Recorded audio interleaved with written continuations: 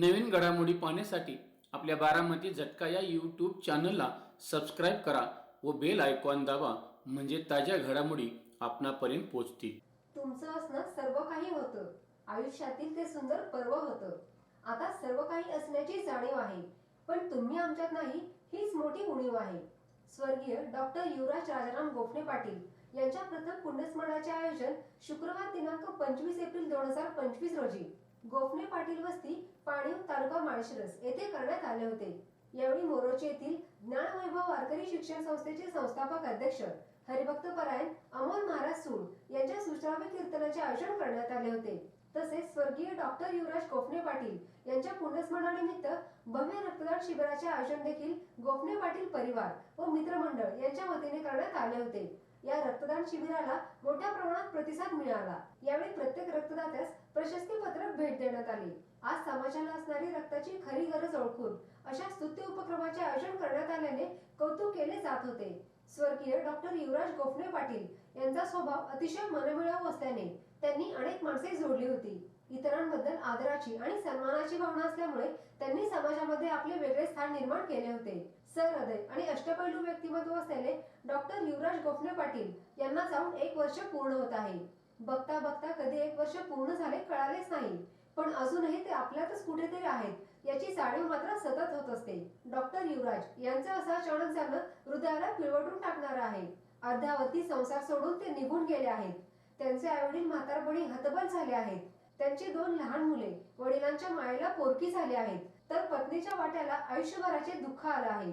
आज 1 वर्ष झाले तरी सुद्धा ते आपल्यात नाहीत असं कधीच वाटत नाही. आज त्यांच्या प्रथम पुण्यस्मरणानिमित्त हरिभक्त परायण अमोल महाराज सूळ यांच्या सुश्राव्य कीर्तनाचे आयोजन व भव्य रक्तदान शिबिराचे आयोजन करण्यात आले होते. यावेळी समाजातील प्रतिष्ठित मान्यवर, नातेवाईक, मित्र परिवार व ग्रामस्थ मोठ्या संख्येने उपस्थित होते. यावेळी कीर्तनानंतर आरती करून पुष्पवृष्टी करण्यात आली. त्यानंतर उपस्थित सर्वांनी महाप्रसादाचा लाभ घेतला. तर पाहूयात आपण हरिभक्त परायण अमोल महाराज सूळ यांचे सुश्राव्य कीर्तन.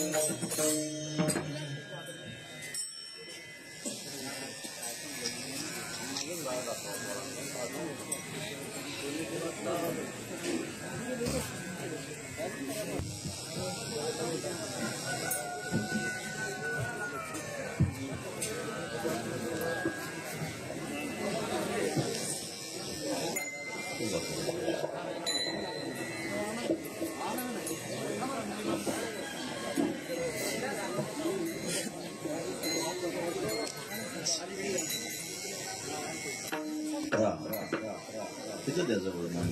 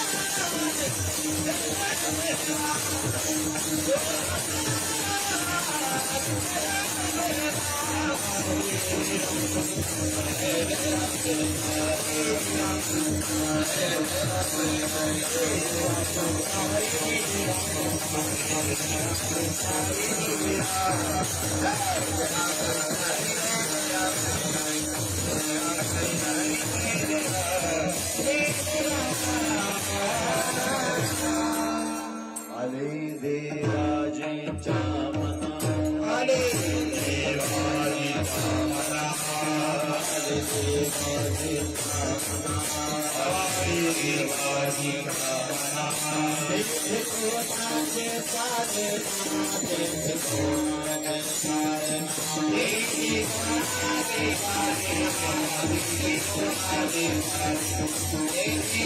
कोणाचे साधे तेथे कोणाचे साधे ना तेथे कोणाचे साधे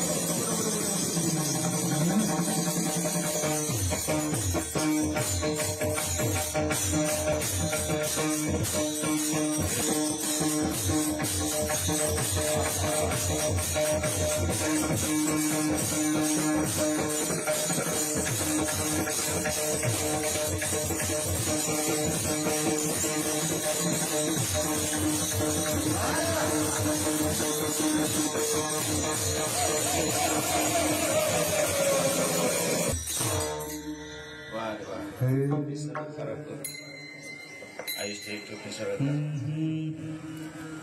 असं.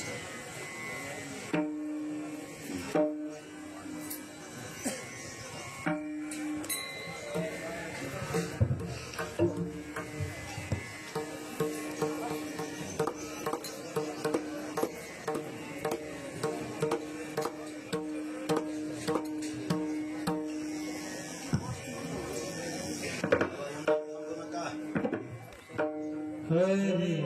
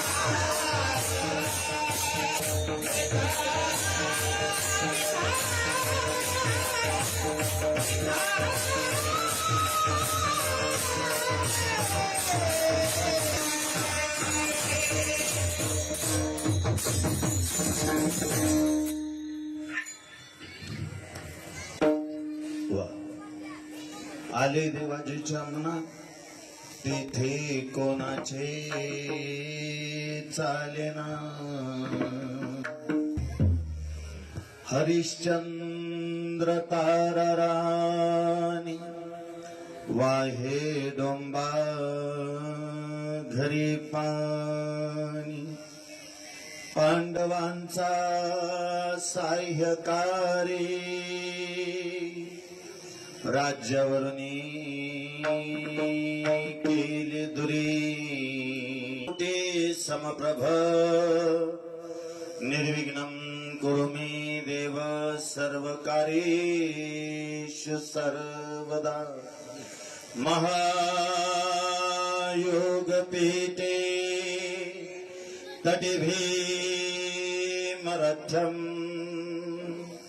वरं कुंड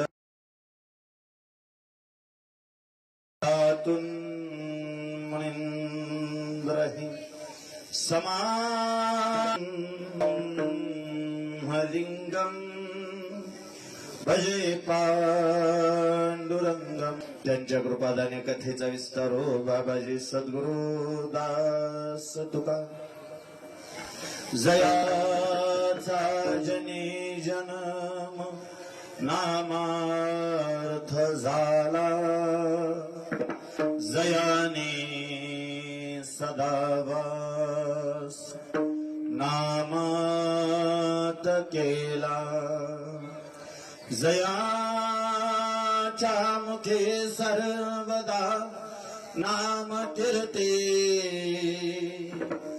नमस्कार त्या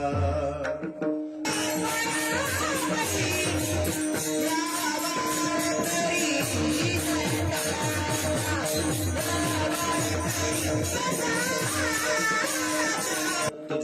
देवाय आले देव चाले ना हरिश्चंद्र आले ना हरिश्चंद्र तारा करता या विश्वातील एक अधिकार संपन्न संत थोडा आवाज दे. मुळात संत म्हटलं की त्याच्या पुढे विशेषत्वाने अधिकार संपन्न हा शब्द जोडावाच लागत नाही. या महाराष्ट्राच्या मातीमध्ये जेवढे म्हणून संत झाले सगळेच्या सगळे संत अधिकार संपन्न. ज्याचा त्याचा अधिकार वेगळा आहे, ज्याचं त्याचं अधिष्ठान त्याचं कार्य करतो तो वेगळा आहे. ज्ञान म्हटलं की ज्ञानोबर आठवतात. ज्ञानदेव ज्ञानदेव म्हणतात, ज्ञानदेव देतो. वासुदेवाची होतो वन्यव. सिद्धांत सिद्धांत सिद्धांत म्हणजे नेमकं काय? जे वाक्य कालही खरं होतं आजही खरं आहे आणि चंद्र सूर्य असेपर्यंत जे वाक्य खरंच राहतं त्या वाक्याला सिद्धांत म्हणा. तपासून बघितलं तरी जे वाक्य सत्य आहे त्याला सिद्धांत म्हणा. देशाच्या पातळीवर तपासून बघितलं तरी जे वाक्य सत्य आहे त्याला सिद्धांत म्हणा. आणि या जगातला सगळ्यात मोठा सिद्धांत आहे आले देवाजीच्या मना तेथे कोणाचेच आले ना. हे कालही खरं होतं आजही खरं आहे आणि चंद्र जगामध्ये पैसा पैसा पैसा पैसा करून पैशाची हाव आहे.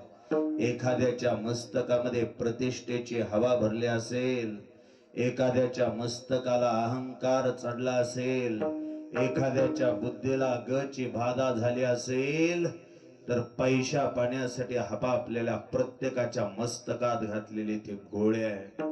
लक्षात ठेवा, ज्ञान नावाची गोष्ट जवळ असली तरी विटेवरच्या मालकाच्या मनात आलं की परम ज्ञानी असला तरी त्याला मरावं लागतं. ज्ञान उपयोगाला येत नाही. संपत्तीच्या बाबतीत विचार करता, ज्याच्या घरी 7 कोटी सोन्याचे घर आहेत, एका एका घराला 3-3 चौकटी, एका एका चौकटीला 22.5 क्विंटल. दशरथ बुवा संपत्ती सांगताना मला रावणाचीच सांगू वाटते. ज्या गाड्याच्या 2च पत्र्याच्या खोल्या येत्या त्याला सुद्धा चौभोवत प्लास्टर केलं नाही, पुढच्या बाजूने प्लास्टर केलं आणि त्याच्यावर इंदिरा गांधीचं नाव आहे. तो माळशिरसाच्या चौकात उभा राहतो म्हणतो फाडीन.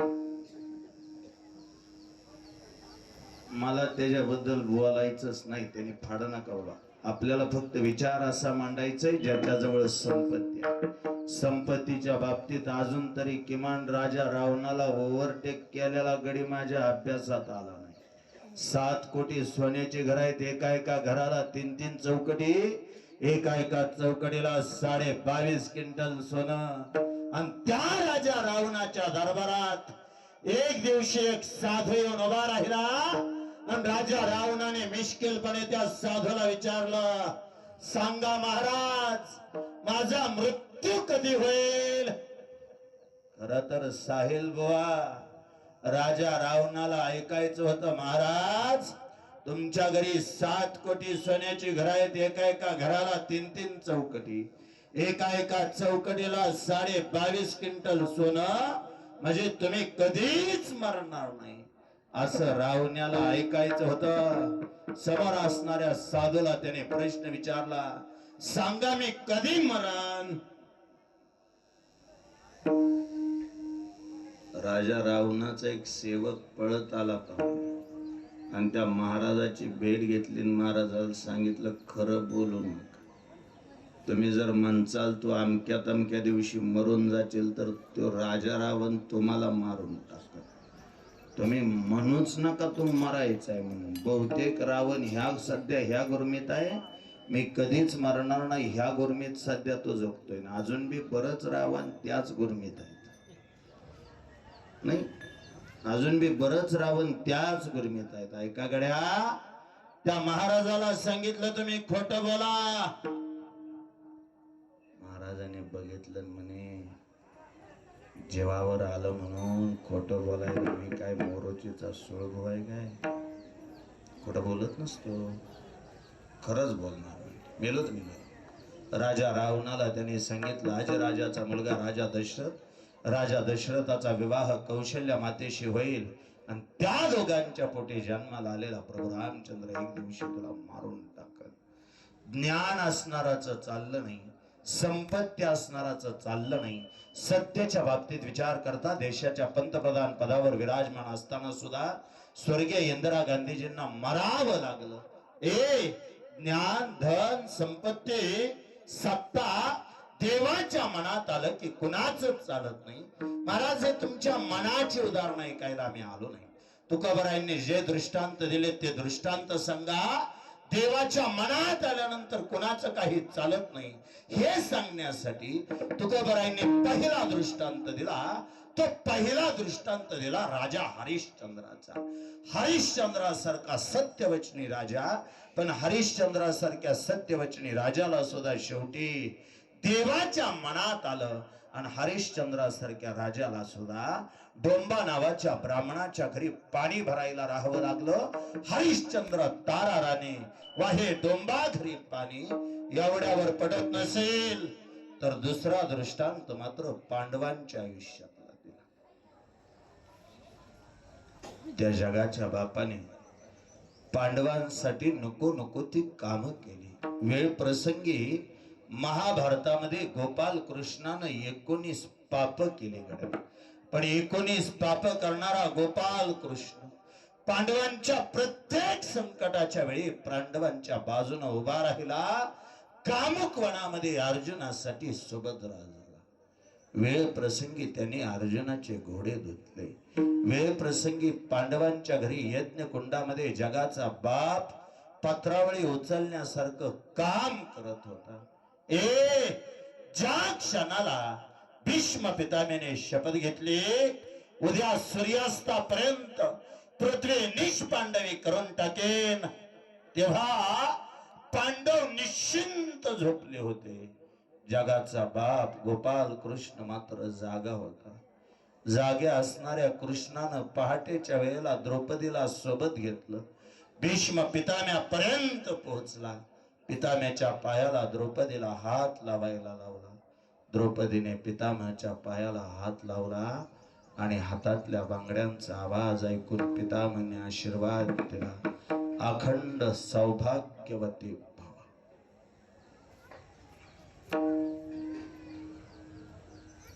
ज्या क्षणाला भीष्म पितामहाने आशीर्वाद दिला अखंड सौभाग्यवती भव, त्या क्षणाला द्रौपदीनं डबाबत्या डोळ्यानं भीष्म पितामहांना विचारलं, पितामह खरं सांगा, काल रणांगणात घेतलेली शपथ खरी का आता मला दिलेला आशीर्वाद करा?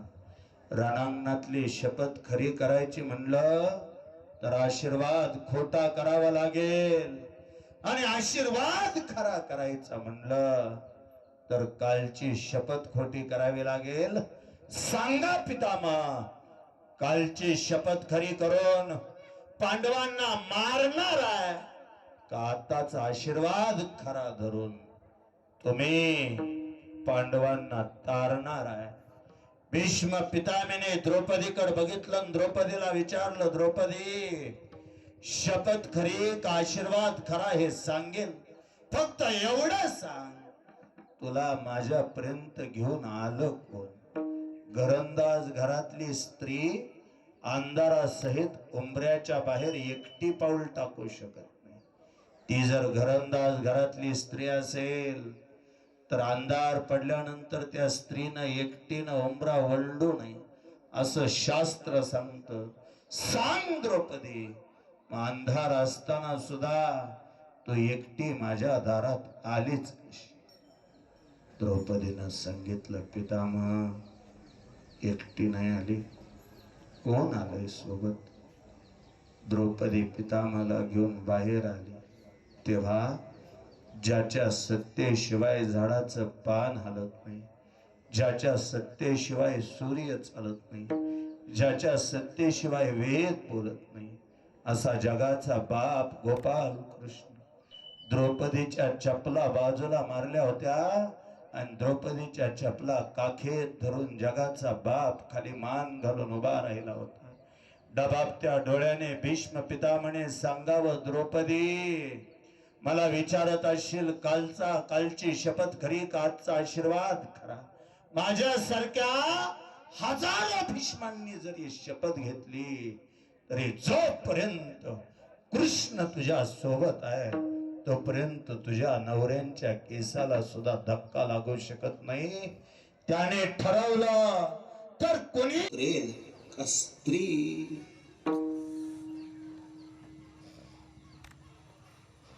कोण उतरेल काही सांगता येत नाही महाराज तसं, पण मी खात्रीशीर सांगतो कोण उतरेल याच्याबद्दल सांगता नाही आलं तरी एक मान्य आहे, ज्याचं तिकीट संपलंय त्याला उतरावं लागेल हे मात्र नक्की. ते कोणी असू द्या, वय कमी असलं उतरावं लागणार, वय जास्त असलं उतरावं लागणार, तरुण असला उतरावं लागणार. अख्ख्या घरदाराचा बोजा एकट्याच्या खांद्यावर असला आणि तिकीट संपलं असलं तर त्याला सुद्धा उतरावंच लागणार. नकार देता येत नाही, देवाला म्हणता येत नाही देवा मला माझ्या पोराबाळांना मोठं झालेलं बघायचं म्हणून म्हणता येत नाही देवाला. देवा माझी काव्या माझा कार्तिक लहान आहे रे अजून, त्यांना बाप म्हणजे काय कीर्तनकाराने सांगितलं तरी कळत नाही. बाप या गोष्टीबद्दल कुणी त्यांच्या पुढे बोललं उद्या भविष्यात एखादं त्यांना म्हणेल लय अवघड हा या गड्या उंगा या बाप रे. माझ्या पोराबाळांनी बघताना बाप म्हणून बघायचं कोणाकडे नाही सांगता येत देवाला. मृत्यू नावाची गोष्ट एकदा समोर आली की सगळा पसारा जागेवर ठेवायचा, कोणतं कारण द्यायचं नाही, कोणत्या तक्रारी द्यायच्या नाही, सगळा पसारा जागेवर ठेवायचा आणि त्याने हात मारली की सहज लिलिया निघून जायचं. बर कोण थांबलं ते आपल्याला थांबता येईल? कोणाच नाही. आता मी हजार वेळा सांगतो, मला तोच विषय मांडून तुमचा वेळ घालवायचा नाही. मला सोपं सांगतो, त्या देवाच्या मनात आलं तर स्वतः देवाला थांबता येत नाही, देवाच्या मनात आलं साधू संतांना थांबता येत नाही, देवाच्या मनात आलं राक्षसांना थांबता येत नाही. एवढे मोठे महापुरुष पण देवाच्या मनात आल्यानंतर त्यांना सुद्धा स्वतःचा कार्यभाग उरकावा लागला एवढं मात्र निश्चित. नाहीतर काल परवा घडलेली ती घटना बघा, काश्मीरमध्ये फिरायला गेली ती माणसं नाही, आयुष्याचा आनंद घ्यायला काश्मीरमध्ये गेली होती माणसं. वाटलं तरी असेल का घरातून निघताना आता जे निघालोय ते घरातून निघालोय ते शेवटचं म्हणून आता काश्मीर वरून परत माघारी येणार नाही. हा आता त्याच्यानंतर बरेच हिंदुत्ववादी जागे झाले. बरं मी काल परवा स्टेटस ठेवलंय, अर्थात माझं ज्याला दिसत असेल त्यांनी वाचून घ्या. मी अतिशय थेट सांगितलंय, बरं झालं त्याच्या नावापुढं अजून हिंदूच लिहिलंय. मरणाराची जर जात कळाली असते तर निम्म्या लोकांनी स्टेटस ठेवले नसते. म्हणलं महाराज परत एकदा सांगा, अजून आम्ही ते मरणार आहे त्याकडे हिंदू म्हणूनच बघतोय. ज्या दिवशी कळत तो मराठा आहे, तो धनगर आहे, तो माळी आहे, तो ब्राह्मण आहे, तो कुंभार आहे, तो चांभार आहे, तो लोहार आहे, त्या दिवशी आम्ही त्याला त्याच्या जातीच्या वर्गात टाकू आणि मग आपल्याला वाटेल हे आपल्याला काय करायचंय त्यांचं मी नाही. वाईट ह्या गोष्टीच वाटतं, म्हणजे समाज जागा व्हायला लागला ह्याच्याबद्दल माझं दुमत नाही, पण जागा होत असताना छावा चित्रपट बघून जो हिंदू जागा होतो आणि गोळ्या घातल्यावर जो हिंदू जागा होतो तो हिंदूच मला मान्य नाही. माझं असं स्वच्छ मत आहे, जो कधीच झोपत नाही सदैव जागा राहतो तो हिंदू. विठ्ठल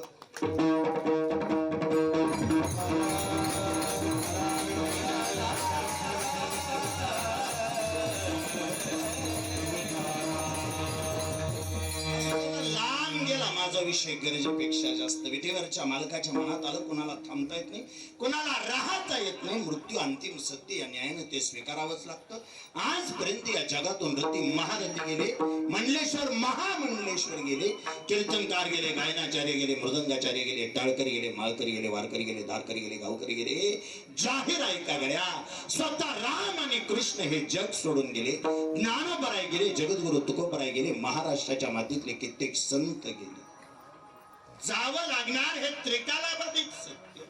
फक्त एक आहे, हे एवढं मोठं सत्य असताना सुद्धा आज मात्र जगद्गुरु तुकोबरायांनी आले देवाजीच्या मना हा जो अभंग लिहिला याच्या पाठीमाग काहीतरी पूर्वपीठिका असेल. नाही तर हे अभंग म्हणजे उगाच सुचलं म्हणून रचलं एवढं सोपं नाही. आता हे आम्हीच चित्रपटाची गाणी म्हणून अभंगाचं पावित्र्य कमी केलंय, नाहीतर हे अभंग पहिल्यापासून पवित्रच आहे. ह्या अभंगातल्या प्रत्येक शब्दातल्या प्रत्येक अक्षरामध्ये एक वेगळा रस आहे. हे अभंग कितीही गायले तरी ह्याच्यातला गोडवा कधीच कमी होत नाही. ताड बसून माझं पुढचं वाक्य फक्त ऐका.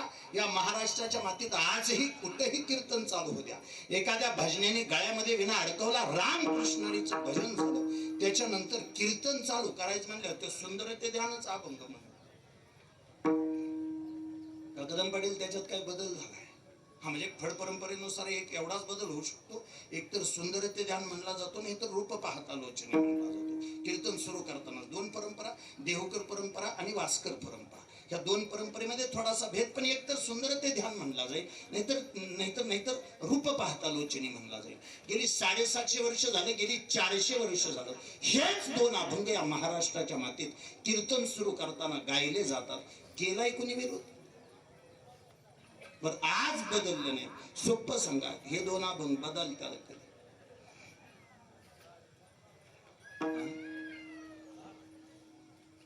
होईल एखादी बैठक वारकऱ्यांची, बाबा रे बरेच दिवस झाले हेच दोन अभंग गातोय, आपण असं करू, थोडासा बदल करू, आणि थोडा बदल करून ह्या अभंगामध्ये बदल करून दुसरंच काहीतरी म्हणण्याचा प्रयत्न होईल. बरं कवर बदलायचं नाही, कुठपर्यंत बदलायचं नाही? बहुतेक चंद्र सूर्य आहे तोपर्यंत हे दोन अभंग नाही थांबा, चंद्र सूर्य आहे तोपर्यंत हे दोन अभंग राहतील असं नाही विशाल बुवा. जोपर्यंत हे दोन अभंग गायले जात आहेत तोपर्यंतच आसमंतामध्ये चंद्र सूर्य राहतील. एवढे एका अभंगाची तुमच्या आमच्यावर कृपा आहे. आज तुकोबरा आले देवाजीच्या मना म्हणतायत, काहीतरी घडलंच असलं पाहिजे. काय घडलं तेवढं शांत आहे का? झालं असं, तुकोबांच्या दारात त्या दिवशी पहाटेच्या वेळेला बैलगाडी येऊन उभा राहिली. पहाटेची होती आणि बैलगाडी दारात आली. बहुतेक जुन्या काळातले निरोप बैलगाडीनंच यायचे, बैलगाडीनंच जायचे. काळ जुना होता. मी एक वाक्य बोलतो, ऐका. साधनं कमी होती पण सुख जास्त. काय म्हणला बुवा? साधनं प्रचंड कमी होती पण सुख जास्त होत. आणि का कोणाच आम्ही म्हणजे आधुनिकतेच्या नावाखाली काही चांगल्या गोष्टी बी सोडून दिल्या नाही असं नाही. अगोदर माणसं पंक्तीला अशी बसायची, पंक्तीला बसून जेवायला लय पदार्थ नसायचे. लापशी भातच असायचा, तर तिथे आमटी असायची, भाजीच असायची.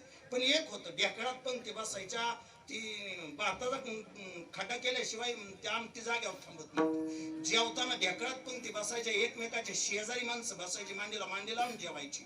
पदार्थ लय नसायचं. त्यात बी विशाल बुवा, चुकून जर गावात एखाद्याने लाडू केलं तर लाडूवाला लाडू वाटायला आला ही दिसल्याबरोबर आपल्या ताटातला लाडू खाऊन टाकणं ही लय मोठं मॅनेजमेंट होतं. तो आपल्याबद्दल पोचच तर आपला संपला पाहिजे, म्हणजे हा सुद्धा मॅनेजमेंटचाच भाग होता. बहुतेक वस्तू कमी मिळायच्या पण जागा पोच होत्या. कुठल्या जागीरदाराला जोर आला कोणा पंक्तीत बसलेली माणसं त्यांनी उठावली, हातात पत्रवळ्या घ्यायच्या, पोलीस बातमी बरंच जागीरदार गळ्यात मोठमोठ्याले असे मनगाठी एवढे चेडी घातलेले गडी बातासाठी असं पंक्तीत उभा राहिलेलं बघितलं. बऱ्याच चांगल्या गोष्टी होत्या माणसाने त्या सोडून दिल्या, नको त्या गोष्टीला माणसाने हात घातला. मी अतिशय साधं सोपं बोलतो. पाठीमाग म्हणजे आता लग्न या विषयावर बोलायला मी उभाच राहिलो नाही, माझ्याकडे वेळ कमी. नाहीतर पाठीमागल्या काही दिवसापूर्वी मी आता स्टेटस बघितला, नवरी त्या गेटवरनं स्टेज पर्यंत नाचत आली. आणि आई शपथ म्हणजे तुम्हाला कदाचित बघायला मिळाला असेल नसेल, अक्षरशः ते बघितल्यानंतर लाज वाटली, आपलं तोंड फोडून घ्यावं वाटलं. रोज महाराष्ट्राच्या मातीत कीर्तन करतो आपण, रोज महाराष्ट्राच्या मातीत लोकांना चांगलं वागायला जगायला शिकवतो आपण. नाचत जर नवरी समजा स्टेज पासून म्हणजे गेट पासून स्टेज पर्यंत येत असेल, काय तिच्या प्रपंचाचं सोनं होईल, काय अपेक्षा करते? अतिशय स्वच्छ बोलतो दशरथ बुवा. खानदानीवर बाप असला ना, नवरदेवाचा बाप खानदानी, नाचत येणारी पोरगी बघितल्यावर जाग्यावर लग्न मोडून पण तिला अक्षदा लाज नाही ते वाटत. म्हणजे तुम्ही करा की तुम्हाला जास्त पैसा आलाय ना, लय पैसा आलाय तर कॅनलला तुम घाला, 61ला तुम घाला, पण संस्कृतीचं वाटोळं अजिबात करू नका. तो अधिकार कुणालाच नाही. मी अतिशय सोपं बोलतो. जुन्या काळात निरोप बैलगाडीनंच यायचे, बैलगाडीनंच निरोप जायचे. तुकोबरायांच्या दारात बैलगाडी येऊन उभा राहिली. दारात आलेली बैलगाडी बघितली. बैलगाडीतून श्याम काका नावाचे तुकोबरायांच्या सासऱ्यांचे दिवाणजी उतरले. श्याम काकांनी हाक मारली, जिजा हे तुकोबरायांच्या पत्नीचं नाव. पहाटेची वेळ आहे, दारात बैलगाडी बघितली. जिजा धावत बाहेर आली आणि दारात आल्याबरोबर तिनं त्या बैलगाडीकडे बघितलं. पण आणखी एक गंमत होती त्यात. बैलांच्या पाठीवर झुले असल्या की समजायचं निरोप आनंदाचा आहे, आणि बैलांच्या पाठीवर झुले नसल्या की समजायचं निरोप दुःखाचा आहे. जिजाने बघितलं, पाठीवर झुली नव्हत्या.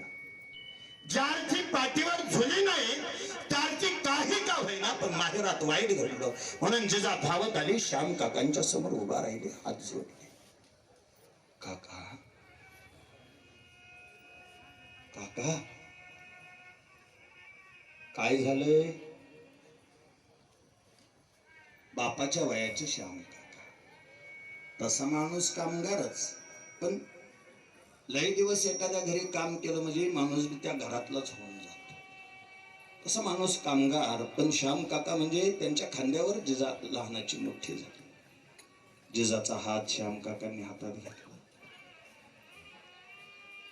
जिजा, जिजा, जे काका, पोरी, तुझा बाप पण माझा मालक आबाजी पंत गडवे जरा आजारी आहेत.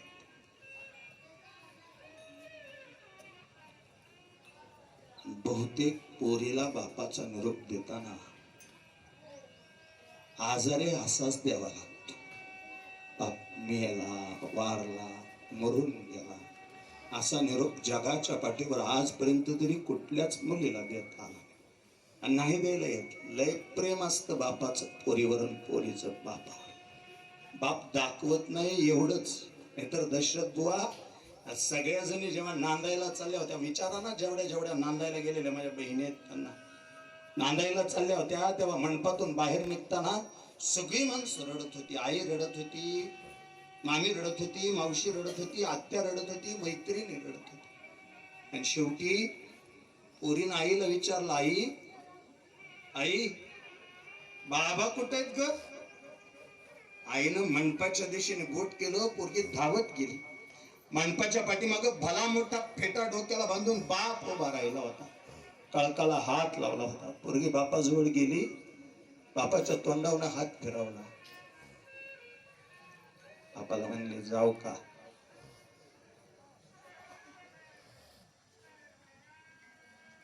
त्याला रडायला तर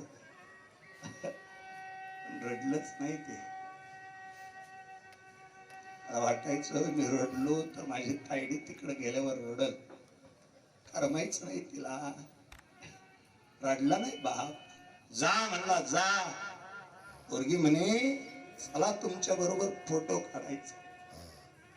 बाप फोटो काढायला उभा राहिला आणि फोटोग्राफर बापाला म्हणत होता, हसा. कसा हसत? हसा. नाही हसता येणार त्याला, त्याची चिवताई निघून चालली, त्याची आई निघून चालल्यासारखी त्याची अवस्था झाली. संध्याकाळच्या वेळेला तुळशी वृंदावनाला टेकून बसला तर न मागता पाणी देणारे घरात एकच नातं, ती त्याची पोरगी आहे. ते आजारी पडला तर जवळ बसून गोळ्या काबर म्हणणारी त्याची पोरगी आहे. बाप रुसला तर घरात कुणाचा घास नाही त्याला उठवायला जायचं. एखाद्या वेळेस जर बाप उपाशी झोपला, कोण उठवेल बापाला? पोराचा धडा होत नाही. पोरगी असेल ना त्या घरात तर पोरगी बापाजवळ जाते, म्हणते उठा जेवायचं.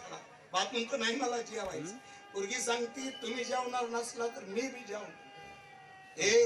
लेकरू उपाशी झोपल म्हणून तो बाप उठतो, जेवत्या ताट्यावर बसतो, त्या डोळ्याला पाणी येतं. कोण म्हणल मला तू नांदायला गेल्यावर जेवायचं म्हणून?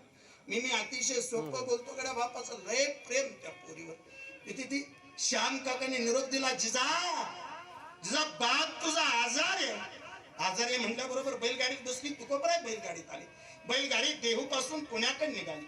त्यावेळेच पुण्यातलं सगळ्यात मोठं प्रस्थ म्हणजे आबाजी पंत गुळवे. जुनी माणसं प्रचंड श्रीमंत होती. काल परत्वे ही माणसं बदलत गेली. नाहीतर टाटा कंपनीचं जेवढं बजेट होतं तेवढं एकटं महात्मा फुलेंचं उत्पन्न होतं. लय श्रीमंत माणसं होती ही जुन्या काळात, प्रचंड श्रीमंत. आबाजी पंत गुळवे 3600 एकर ऊसाचा मालक. गाडी देहू पासून पुण्यापर्यंत आली. पुण्यातल्या ज्या गल्लीत आबाजी पंत गुळवे राहत होते गाडी तिथपर्यंत आली. जिजाने 4-2 स्त्रिया बघितल्या, तोंडाला पदर लावलेल्या स्त्रिया बघितल्या. जिजाने बैलगाडीतून खाली उडी मारली. ज्या ठिकाणी बापाचं घर होतं तिथपर्यंत धावत आली. दारातल्या गर्दीनं तिच्या प्रश्नाचं उत्तर दिलं. ज्या अर्थी दारात गर्दी जमली त्या अर्थी कोणती का होईना वाईट घटना घडली. दारात धावत आली, बघितलं बापाचं प्रेत झोपवलं होतं. प्रेताजवळ आली, प्रेताला मिठी मारली, उठा म्हणून विनंती केली. बाबा बाबा तुमची लेक आली, बाबा तुमची बाहुली आली, बाबा तुमची सानुली आली, बाबा तुमची पोरगी आली, उठा बोला माझ्या बरोबर. बोलला असेल होय बाप, उठा म्हणलं, बोला म्हणलं नसल बोला. नाही ते बोलत माणसं एकदा फुटत गेल्यावर. मी 1000 वेळा सांगेन, मी रोज कीर्तनात सांगतोय, माणसं फोटोत जायच्या आधी माणसांवर बोलून घे. आता विशाल भाऊ फोटो बघितला का तुम्ही डॉक्टर साहेबांचा? एवढा देखना फोटो आला, एवढं सुंदर रूप आहे. काय ते व्यक्तिमत्वात कमतरता आहे? एखाद्या चित्रपट अभिनेत्याला शोभावा असं व्यक्तिमत्व. पण आता आईनं जरी हात मारली, युवराज बोलतो का रे बाबू माझ्या बरोबर एखादा शब्द? बोलताय का आई बरोबर? नाहीत बोलत.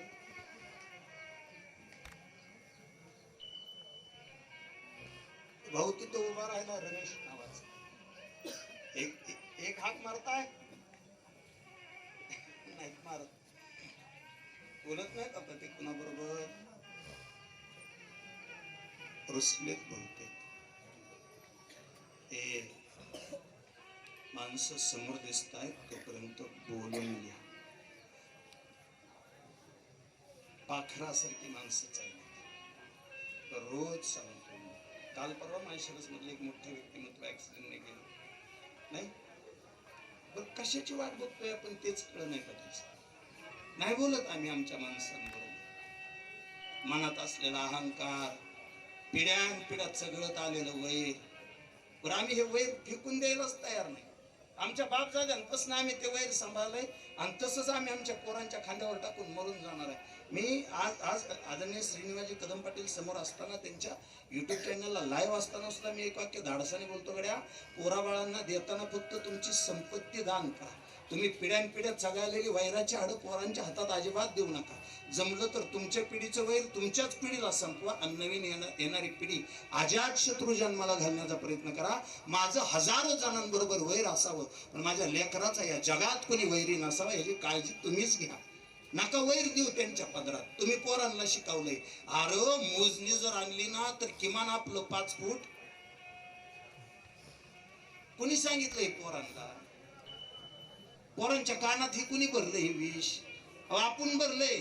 आपण सांगितलं काय जरी झालं, मोजणी जर आली ना तर आपलं 5 फूट त्याच्यात शकते. कोण आहे शेजारच्या रानातलं मालक? कोण आहे? तुमचा सक्का भाव आहे. त्या दिवशी पोराला कळालं आपला सगळ्यात मोठा वैरी कोण असेल तर आपला चुलता. आणि त्या दिवसापासून त्याच्या ध्यानात आहे आपली रक्ताची माणसं आपली वैरी आहे. कोणी शिकवलं त्याला?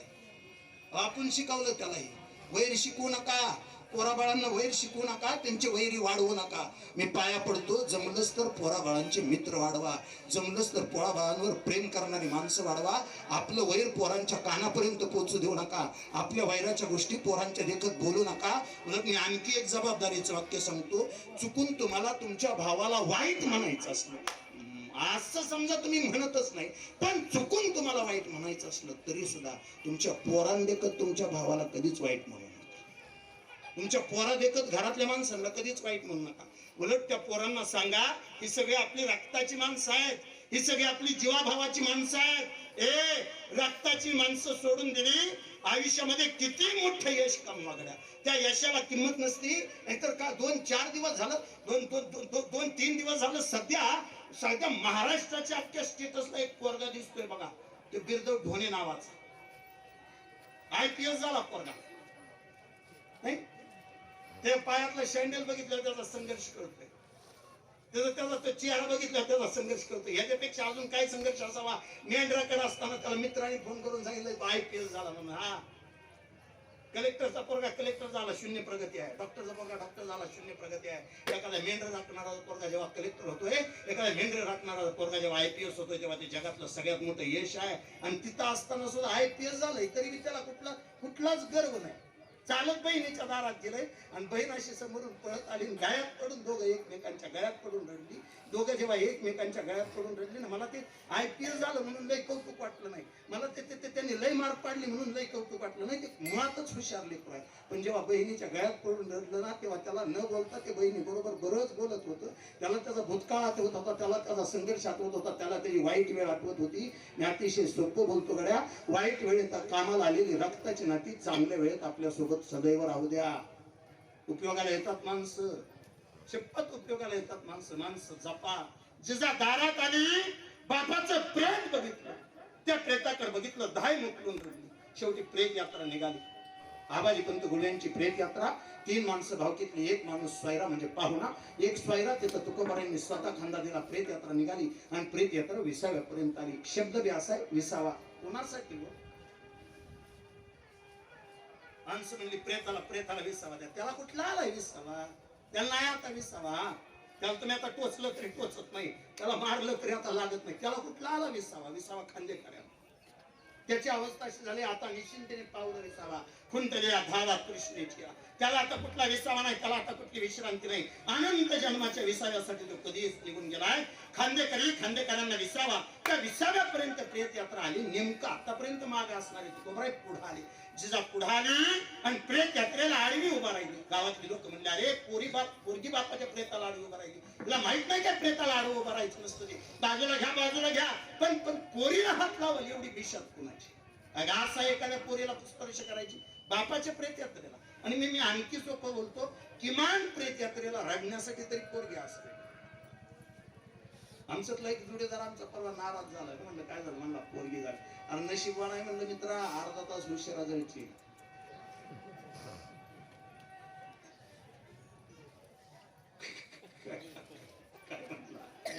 नाराज काय होतोय म्हणलं? पोरगी झाली बरं झालं ना, अर्धा तास तरी किमान उशिरा जायची. माणूस कुणी यायचं असलं तरी म्हणतो जाऊ द्या बावकीला घरी जायचंय.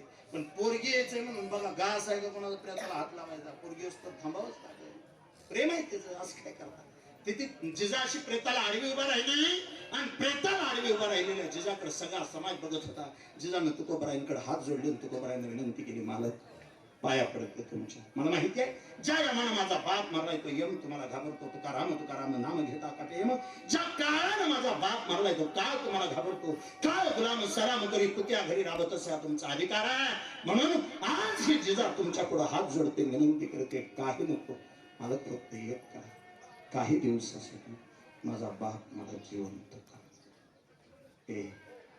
बापाला जर जिवंत होता आला असतं तर गेल्या वर्षी त्या दोन्ही चिमुकल्यांचा आवाज ऐकून आदरणीय डॉक्टर साहेब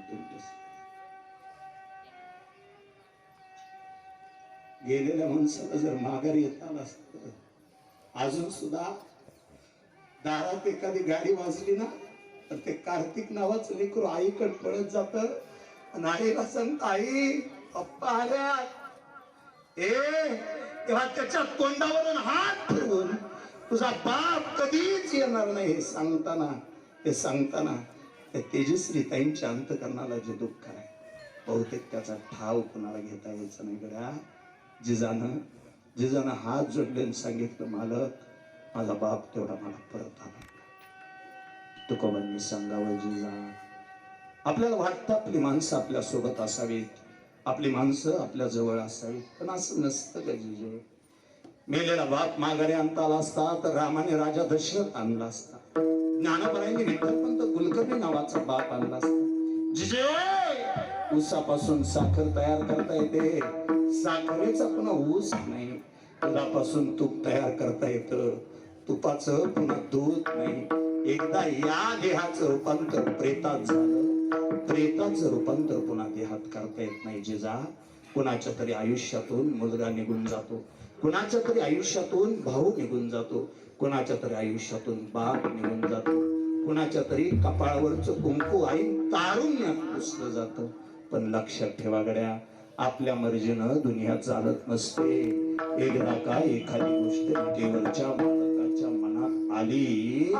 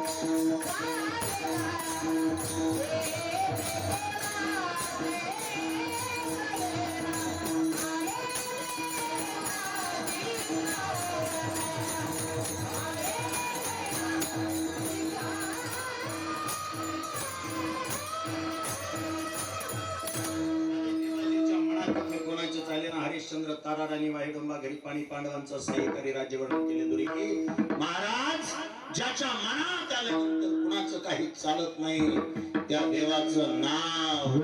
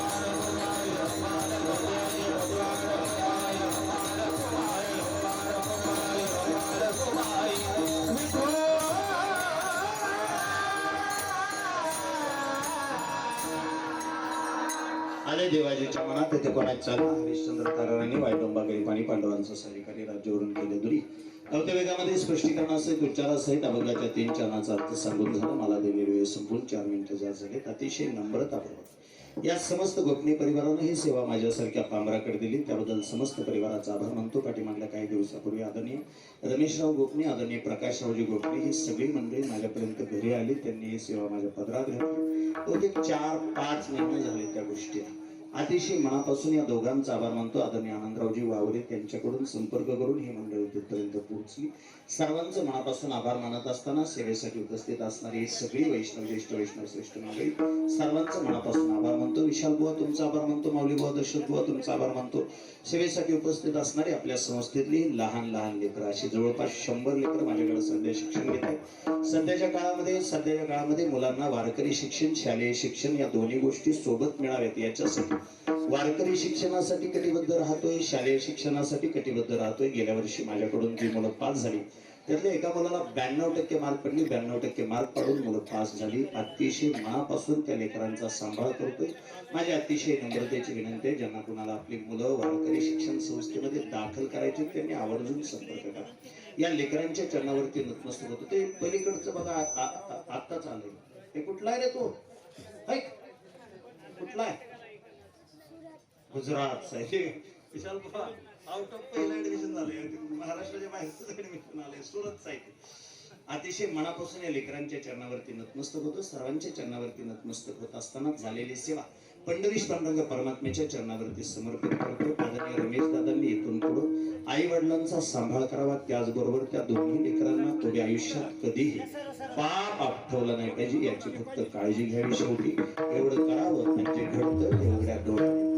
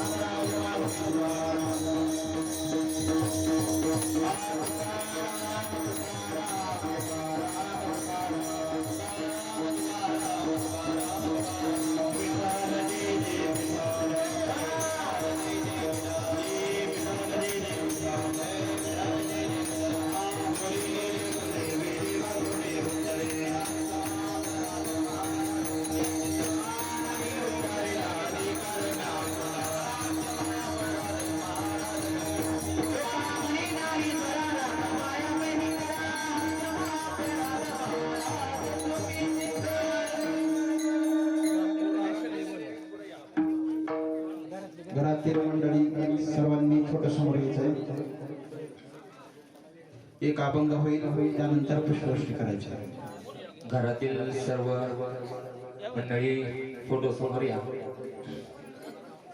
सर्वांनी जागेवरती उभे राहा. आम्ही जातो तुम्ही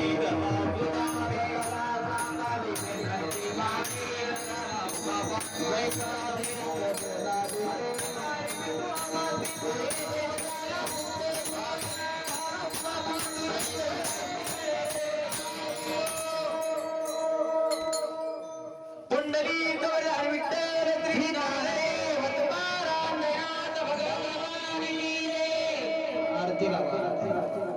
आरती लावा.